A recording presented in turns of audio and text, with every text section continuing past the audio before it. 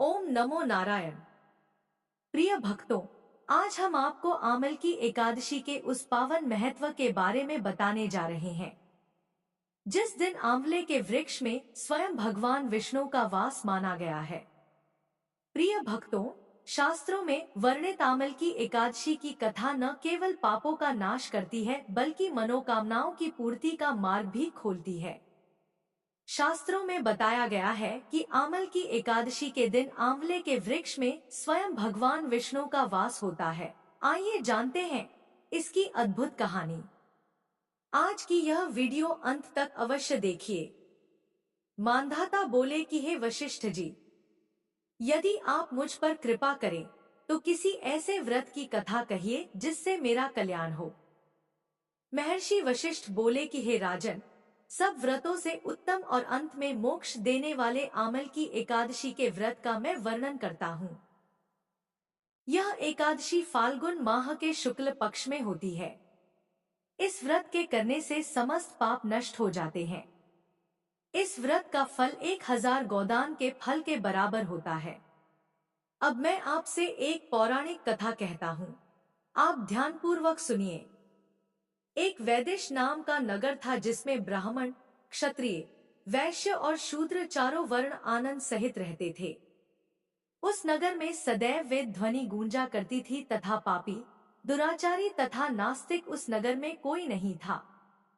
उस नगर में चैत्रथ नाम का चंद्रवंशी राजा राज्य करता था। वह अत्यंत विद्वान तथा धर्मी था। उस नगर में कोई भी व्यक्ति दरिद्र व कंजूस नहीं था। सभी नगरवासी विष्णु भक्त थे और आबाल वृद्ध स्त्री पुरुष एकादशी का व्रत किया करते थे। एक समय फाल्गुन मास के शुक्ल पक्ष की आमल की एकादशी आई। उस दिन राजा, प्रजा तथा बाल वृद्ध सबने हर्षपूर्वक व्रत किया। राजा अपनी प्रजा के साथ मंदिर में जाकर पूर्ण कुंभ स्थापित करके धूप, दीप, नैवेद्य, पंचरत्न आदि से धात्री, आंवले का पूजन करने लगे और इस प्रकार स्तुति करने लगे। हे धात्री, तुम ब्रह्मस्वरूप हो, तुम ब्रह्मा जी द्वारा उत्पन्न हुए हो और समस्त पापों का नाश करने वाले हो, तुमको नमस्कार है। अब तुम मेरा अर्घ्य स्वीकार करो।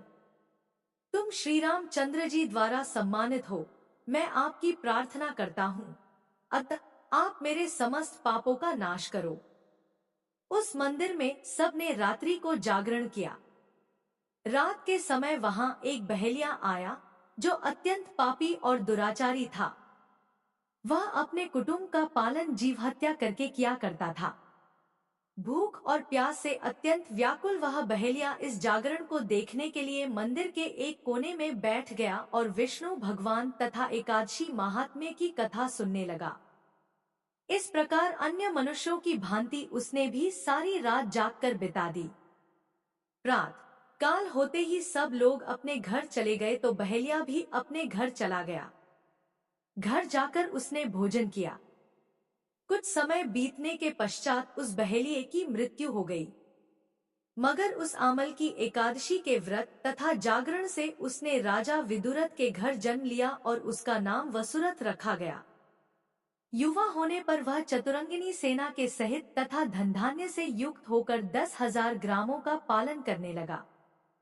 वह तेज में सूर्य के समान, कांति में चंद्रमा के समान, वीरता में भगवान विष्णु के समान और क्षमा में पृथ्वी के समान था। वह अत्यंत धार्मिक, सत्यवादी, कर्मवीर और विष्णु भक्त था। वह प्रजा का समान भाव से पालन करता था। दान देना उसका नित्य कर्तव्य था। एक दिन राजा शिकार खेलने के लिए गया। दैवयोग से वह मार्ग भूल गया और दिशा ज्ञान न रहने के कारण उसी वन में एक वृक्ष के नीचे सो गया। थोड़ी देर बाद पहाड़ी म्लेच्छ वहां पर आ गए और राजा को अकेला देखकर मारो मारो शब्द करते हुए राजा की ओर दौड़े। म्लेच्छ कहने लगे कि इसी दुष्ट राजा ने हमारे माता, पिता, पुत्र, पौत्र आदि अनेक संबंधियों को मारा है तथा देश से निकाल दिया है, अतः इसको अवश्य मारना चाहिए। ऐसा कहकर वे म्लेच्छ उस राजा को मारने दौड़े और अनेक प्रकार के अस्त्र शस्त्र उसके ऊपर फेंके। वे सब अस्त्र शस्त्र राजा के शरीर पर गिरते ही नष्ट हो जाते और उनका वार पुष्प के समान प्रतीत होता। अब उन म्लेच्छों के अस्त्र शस्त्र उल्टा उन्हीं पर प्रहार करने लगे, जिससे वे मूर्छित होकर गिरने लगे।